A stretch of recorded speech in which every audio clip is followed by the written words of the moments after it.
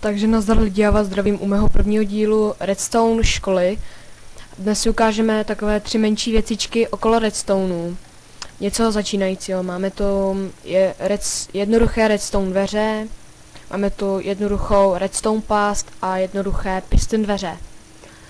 Dnes si ukážeme, jak je postavit, k čemu slouží a k čemu vám budou vlastně vůbec.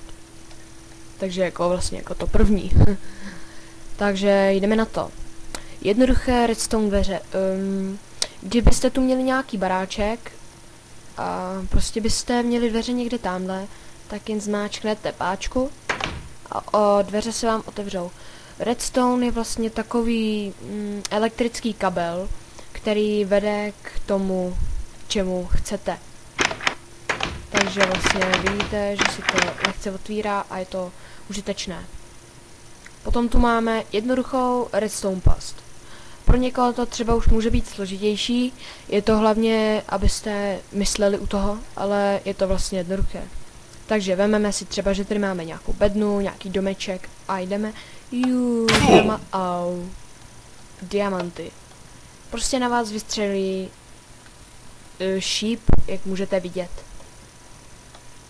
Takže určitě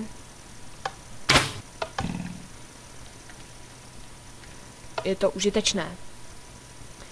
Později bychom mohli udělat i automatickou střelbu, což není vůbec těžké.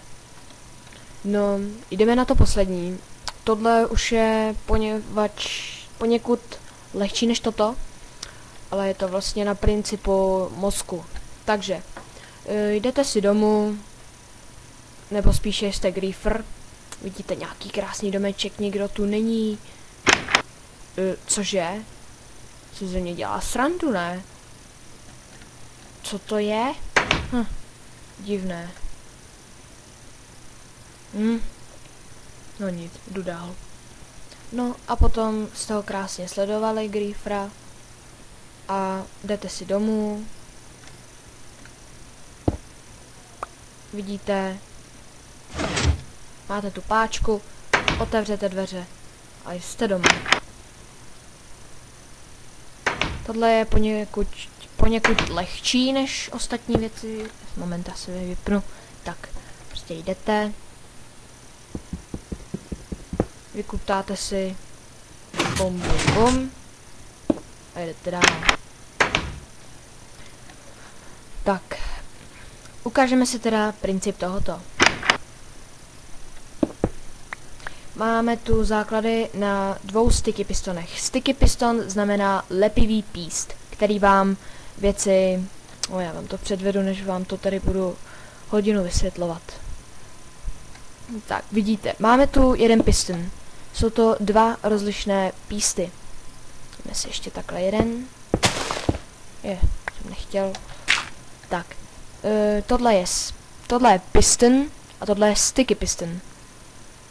Je to vlastně skoro stejné, jenže sticky má nějakou výhodu, že lepí. Takže vezmeme si takhle nějaké to vedení menší a sem si dáme například nějakou tu páčku. Vidíte, že se spojily ty 2 k tomu. Takže vám to lehce fungují. Tak. A teď si postavíme před to 2 předměty a zmáčkneme. A moment, já se to dám blíž, nemusím to mít tak daleko. Jo, moment. Vlastně nebude fungovat. Jsem udělal špatně, se omlouvám. Trošku mi to laguje, takže předem se taky omlouvám za lagy.